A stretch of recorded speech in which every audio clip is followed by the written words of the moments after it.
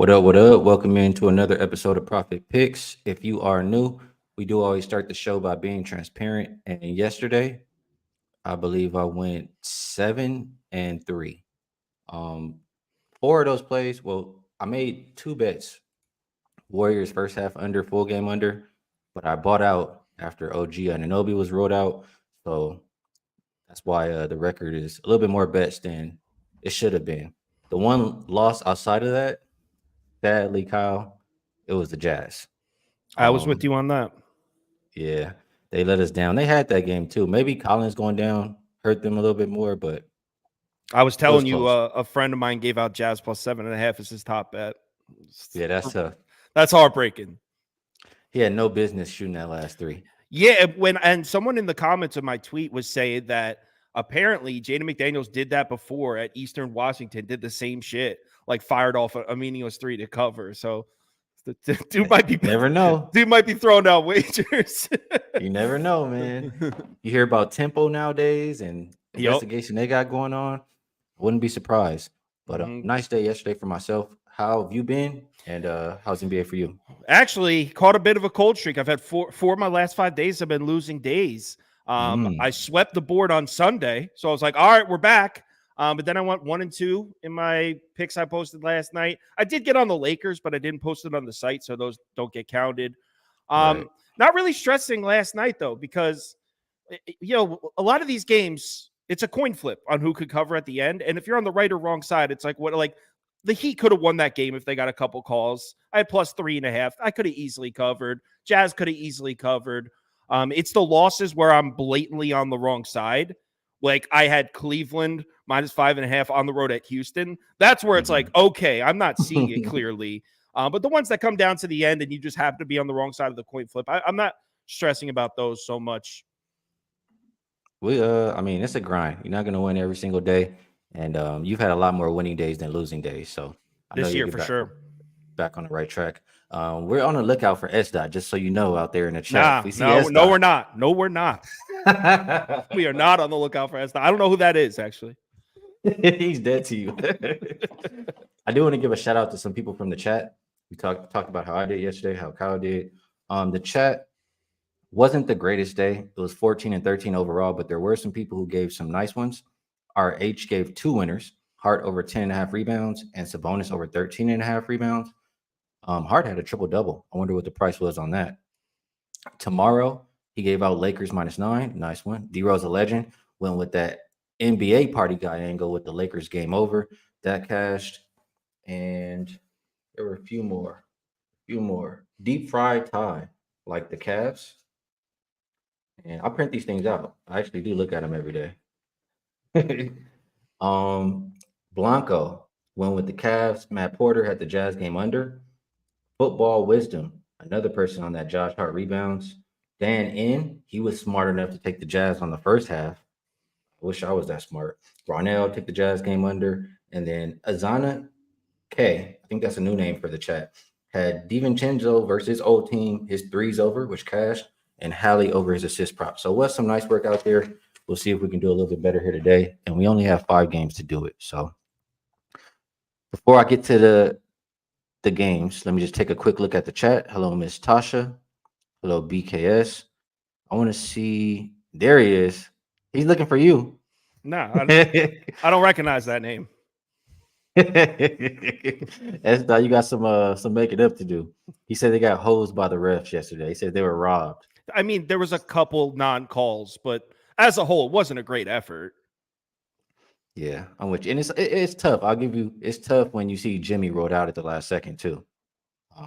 I imagine majority of people who were betting the Heat wanted him to be in. Yeah. So because some Heat expert told us in the comments that Jimmy Butler was on track to play. I don't know who it was, but someone. Someone want to take credit for that in the comments? Who told us that false information? I wonder who it could be. All right, let's get to today. We got 5. We have one that I really, really like, and some others I want to talk out with you. So first up, 501, 502, Rockets and Wizards. And this one opened up. Rockets -7. I now see them as high as 9.5 point favorites. total open 229.5, and it's as low as 227.5. Injury report, and let me just hit refresh one time. They'll be without Whitmore and Şengün for the Wizards. Doesn't look like they're too in streak. Kuzma, game time. Denny's out. Bagley's out. Tyus Jones out. Shamit out. They're banged up. Yeah, they're really banged up for this Wizards team. And I don't know how many games they're actually trying to win right now. So for this one, you do have the Wizards playing their third game in 4 nights. I think it's also their fourth game in 6 nights. So a lot of basketball has been played lately, and they haven't been covering. They cover 1 out of 5. The Wizards, we know we like to back them on the road more so than at home, where they're 9-18 as a home dog. Rockets, they're not that great on the road, but they got the rest advantage with 2 days rest. They've covered, I think, 8 of their last 9 games versus less than 45% win teams. They're 17-8 against the spread. Can the Rockets beat up on these lowly Wizards? I can't. I don't know if I can get there. Can you, Kyle? I mean, there's no way in hell I bet Washington. I can tell you that. There's just nothing alluring about this Wizards team right now, especially in this matchup. The thing that popped out at me is, what do we know about the Wizards? They love the fast break, and it's pretty much the only thing they've been consistently good at all year is running the fast break. Well, Houston plays elite defense against the fast break, and these two teams just played on Thursday night.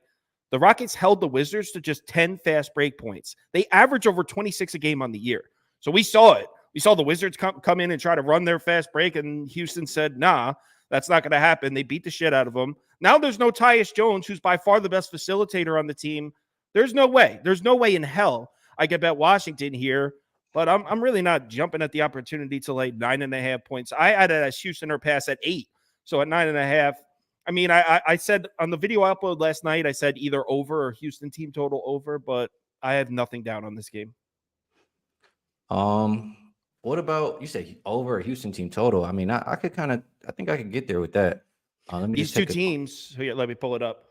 These two teams in the last 5 games, first and third in pace. In the last 10 games, third and second in pace. Both run the fast break.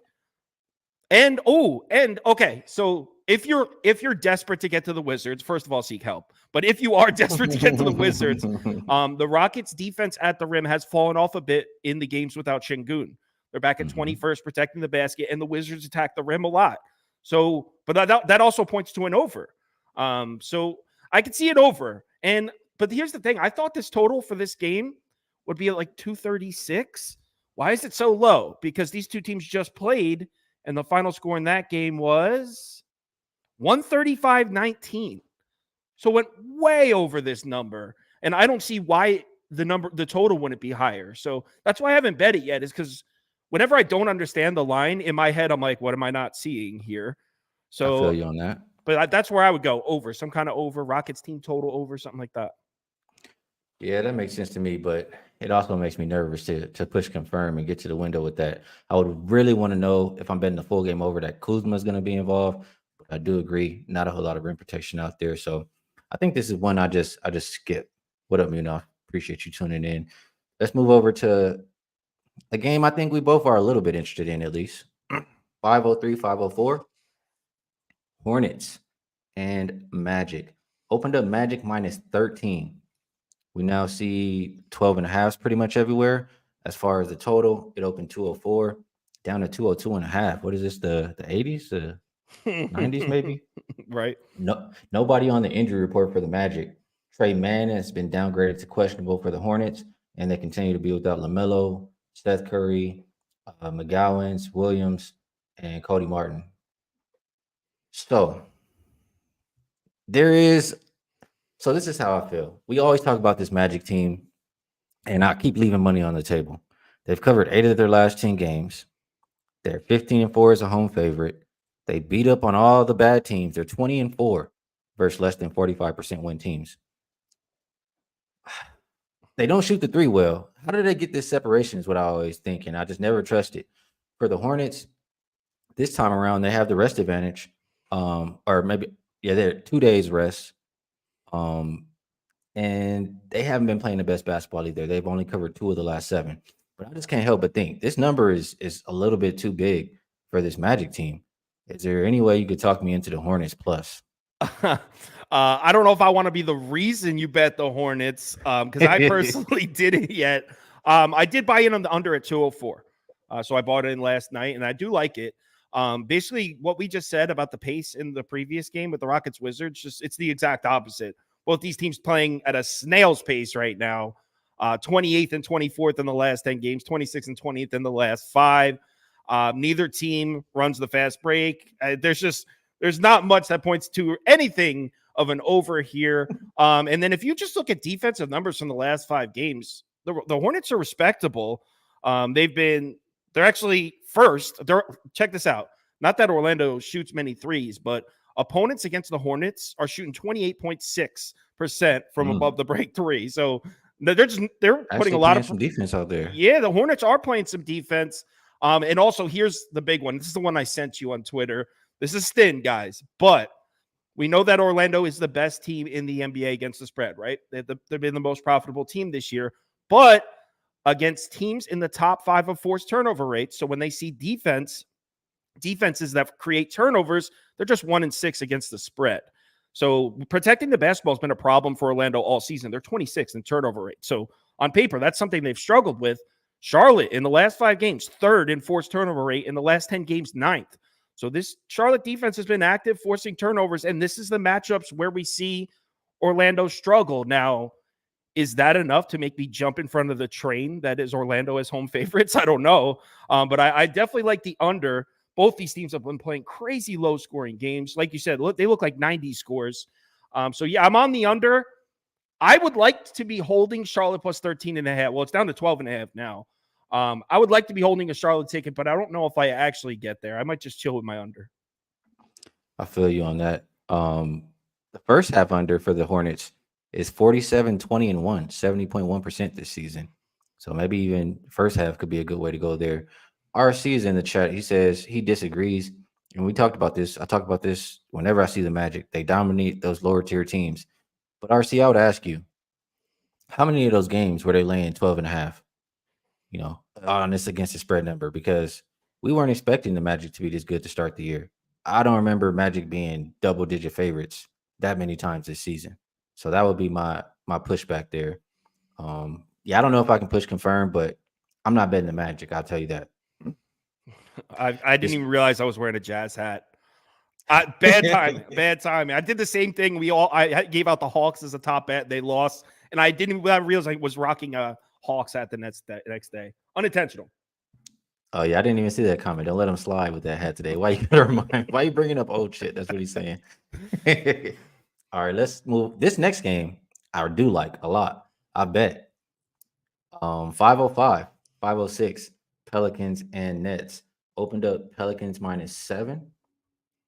They're as high as -8, but consensus is 7.5. Total is dropped from 216.5 as low as 214.5. You have Herb Jones, game time decision. They'll be without Dyson Daniels. And then for the Nets, looks like Dorian Finney-Smith is game time decision. So I don't know if I should go first. I think I'll let you go first on this one. Are we on opposite sides of this one? I'm not sure. But I'm on the Pellies. Okay, we're good. Oh, okay. Yeah, I'm in on this one too. I already bet it. I posted on the website. Well, first of all, I won't even get into the matchup because just spot-wise, it's a beautiful spot for the Pelicans and a terrible spot for Brooklyn. I mean, the NBA should send a grievance email. I mean, the Brooklyn Nets should send a grievance email to the NBA for this schedule. I don't know if you guys in the comments checked it out. So Brooklyn is just returning from a 6-game, 11-day road trip. 6 road games in 11 days. They come home to play 1 home game against the Pelicans and then immediately go back on the road for 4. Starting with the Milwaukee Bucks in Milwaukee after this. Just crazy. And meanwhile, you got the Pelicans coming in here on 2 days rest. Pelicans, one of the better rested teams in the NBA. They're 9-4 against the number on 2 or 3 days rest. So you got a rested Pelicans team against a Brooklyn team that's just in the middle of a gauntlet right now for their schedule. I mean, seriously, the NBA screwed the Nets here. So just based on that alone, Pelicans should beat the shit out of the Nets. And then you add on the fact that all of a sudden the Nets are struggling to protect the rim, something they've been strong at all year. In the last 10 games, they're dead last in shot attempts allowed at the basket. 36% of opponents' shot attempts against the Nets are coming at the rim. Pelicans can score on the interior. So Yeah, I'm in on the Pelicans. I got in on -7, so I got a little CLV here as well. I like it. And we're on the same side. I'll say this. You talked about the spot out, expand a little bit. It is also what, third game in 4 nights for this Nets team. And we already know that first game back after the road trip is a flat spot. They're also off of an overtime game. So it's just negative on negative on negative for this Nets team. You look at them when they play competition being greater than 55% win teams. They're 10, 19, and 3 against the spread. They've only covered one of their last 6 games. Pellies, well rested, 2 days off. Everybody knows. I see y'all in the chat. First half, if it ain't broke, don't fix it. First half as a favorite. They're 29, 12, and 1 against the spread, 70.7%. Last 5 games, they've been the better offensive rated team, the better defensive rated team. They've also covered the full game. Well, they're 5-1-1 their last 7. If you look at this Pelicans team, the games they've won as a favorite, they've only failed to cover 5 of them. I think we don't even have to worry about the number. It's just an absolute terrible spot for the Nets. I think the Pelicans roll first half and full game. So we're in agreement on this one. And I'm happy because that's the play that's actually in my pocket. Same. And the chat mostly likes the first half. I mean, I feel like this is a play they've been riding too. So hopefully all of us can get paid. All of us make it to the window tonight. Next game up, and BG says trifecta spot. It says don't forget the first quarter. All right, 507, 508. This one was kind of ugly to me. Dallas and San Antonio opened up Dallas -8. They're 8.5 point favorite now. Total, my bad here. Total opened 234 and not much movement. For the injury report, I see Zach Collins out for the Spurs. Luka is game time for the Mavericks, along with Dante Exum. And Josh Green is going to be out. Did he get downgraded? I thought he was probable. Is he back to Oh question? yes, he's still probable. Actually, he's probable. Okay. Luka and Exum are both probable. Right. Yep. That's what it was last night too. Okay. So in this one, Spurs have been playing solid basketball. They've covered 7 of their last 10. I have a system on this one, and it's saying to fade the Spurs. So I'll read it to you guys. Doesn't mean I ran to the window, but I do like to, look at it. It says pretty much those lower tier teams, less than 45% win, home dogs, who are off of an overtime win. They are 51 and 83, 38.1% against the spread. That says to fade the Spurs. The Mavericks, they've been playing good basketball. So obviously they've been better in all the categories that I care about last 5 games: offensive rating, defensive rating, rebound percentage. They've covered 6 in a row. They're damn near unstoppable on the road. 14 and 3 is a road favorite. They beat up on the poor teams, 16 and 8 versus less than 45% win teams. I would have to think Mavericks or pass. Is that the direction you're going, Kyle? Unfortunately, yeah. And also Dallas owns the Spurs. They have a crazy good record against San Antonio. And they're also 11 and 3 against the number in their last 14 trips to San Antonio. So they own this arena too. Unfortunately, I have to say the same, Dallas or pass. And the reason I say unfortunately is because the Spurs look good recently, man. Yeah, they do. In the last 5 games, they're 12th in overall efficiency. In the last 10 games, they're 16th. And that's against a relatively strong schedule. So I like the way the Spurs have been playing, and there's no way I'm trying to lay 8.5 points to this team at home. But I mean, you can't argue with what the Mavericks are doing on the road, what the Mavericks are doing on the road against bad teams. And also, I found this interesting. So the Mavericks are kind of doing what the Celtics are doing in a sense that, so on the full season, obviously, as we know, the Mavs, very 3-point reliant team, right? They take a ton of threes. They're just 26% of their shot attempts have come at the rim this year. That's 28th in the NBA. But in the last 5 games, they're 7th. And the Celtics are doing the same thing, where I don't know if it's part of their strategy, where in the first half of the season, they're not trying to get anybody hurt. They just take jump shots. They don't attack the rim as much. But now we're seeing teams like Dallas, Boston attack the basket, and Dallas has crazy efficient numbers doing it. They're top 10 scoring at the rim in the last 5, 3rd in the last 10. That plays right into the weakness of the Spurs defense. They can't protect the rim. I know everyone thinks they can because Wemby's racking up blocks, but numbers don't lie. They can't protect the rim. So it's even more of a better matchup for Dallas. There's no way I can do it, but unfortunately, I would have to leave Dallas or pass. Is it just too many points? Are you nervous about the Luka? Is it just simply the Spurs are playing good? Yeah, it's just the Spurs are playing well. And based on the production we've seen on the court from these two teams in the last 5 games, last 10 games, there's no way this team A should be laying 8.5 points to team B. The problem is we know who team A and team B are. So like we know these teams, and then like it starts to make sense when you actually put faces and names to it. But if you just like raw data, take the names of the teams out, take the names of the players out, and just look at raw data, there's no way Dallas should be laying 8.5 points on the road to San Antonio. But unfortunately, the matchup and the patterns, I would have to lean Dallas.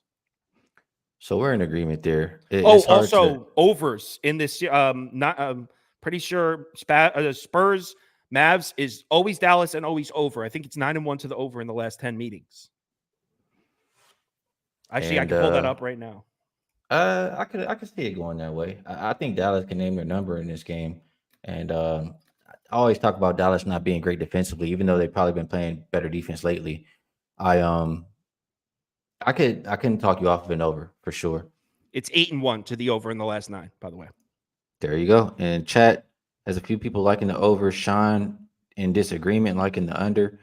We'll see how this shakes out. And then I did get this question. Jeff says, which one do you like more, first half or full game better? I mean, the first half has been the most consistent. So because of that, I'll say the first half. All right, we got one more game left on the slate, and it's the best one on the night. 509, 510, Nuggets and T-Wolves. Opened up Nuggets -4, all the way up to 7.5 now. Total open 213.5. No movement there. Najee game time decision for this Nuggets team. For the Timberwolves, no Karl Anthony Towns. Then you have Gobert, Naz Reid, and Clark all game time decision. But Clark is very likely to play. I have to assume Rudy Gobert is going to be out there after he was listed as probable last night, I'm pretty sure. He's questionable now? My bad, excuse me. Yeah, he's questionable. So that's not good to see if he was probable last night. I thought he was. I mean, it was late. Maybe I missaw it. I didn't write it down or anything. I think he's out there. I think he sat yesterday to be prepared to come and face Joker today.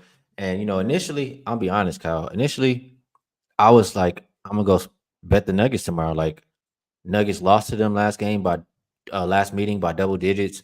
Nuggets have the rest advantage. Nuggets are coming off a loss, so it's a bounce back spot for them. But Nuggets haven't been the greatest on the road covering these big numbers. And in a game like this, that's extremely important to both teams. I don't think the Timberwolves are gonna I don't think it's a flat spot. It's their first game back home after a long road trip. They're not gonna be flat in this important game versus this Nuggets team. That's how I feel. It's also the third game in 4 nights, second of a back-to-back. So absolutely not a Timberwolves spot. That's why I really wanted to bet the Nuggets. But the more I think about it, they're second and third seed, tied record-wise. Very, very important game.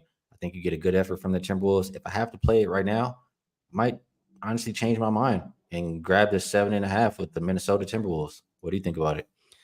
Yeah, this is a challenging one. So obviously everyone's talking about how Minnesota's on a back-to-back, right? They had to travel home from Utah. So there's a lot of people just blindly heading over to Denver for that reason. It's not a great spot for the Nuggets either, man. They're on the 4th game of a 4-game road trip. It's the last By the way, game. Anthony Edwards just got added to the injury report right now, too. Oh, come on. Game is off the board currently, so we'll see where it goes. But well, but I was kind of agreeing with you that I think I would lean Minnesota. But it's tough. I don't really like Minnesota. You know what? It's probably an under for me. That makes sense. Denver's defense has been underrated. Everyone talks about the offense, right? But their defense has actually been pretty solid against a bad Minnesota offense in a game where there's probably not going to be many fast breaks. I think the under would be the move there. Well, Minnesota is 22-9 to the first half under at home. That's 71% this season. Maybe we get a slow start to this game, or you think if you're playing the under, would you want to include the full 48 minutes? How do you think about that? I mean, I usually play. I'm not a first half guy. The data I use and look at, it's kind of like I want as many possessions as possible in the sample size because I think it has a better chance of hitting what my expectations are. As far as like the first half bets, I would have to look at like first half numbers because it's like if I like the T-Wolves and then Denver comes out and starts 7 for 7 from 3, there might not be enough time to correct it. Like there's almost too much variance, I guess would be the way to describe it. I don't know. I I know understand that. I'm on an island with that because people love bet in the first half. So I feel like I'm the only one that doesn't, but I pretty much stick to the full games. I'll tell you, when the playoffs come, you'll see me bet a lot of first half totals. A lot. And you'll see the way I handicap changes a lot too when we get to the playoffs. So maybe I can start to talk to you into some of those first half totals as we get there. We'll see. Let me ask you a question. Playoffs versus regular season. I just talked about my handicap is going to change a lot. Do you feel like yours is the same way, or you handicap them the same? No, I completely different. Completely different actually. I use a lot of so I try to see where the regression's going to come. Like this team won 105 to 95, but they won the rebounding battle 48 to 30. There's no way they're going to out-rebound them by 18 again because this team's better. And I look at the previous games in the series and see what's most likely to regress back to normal.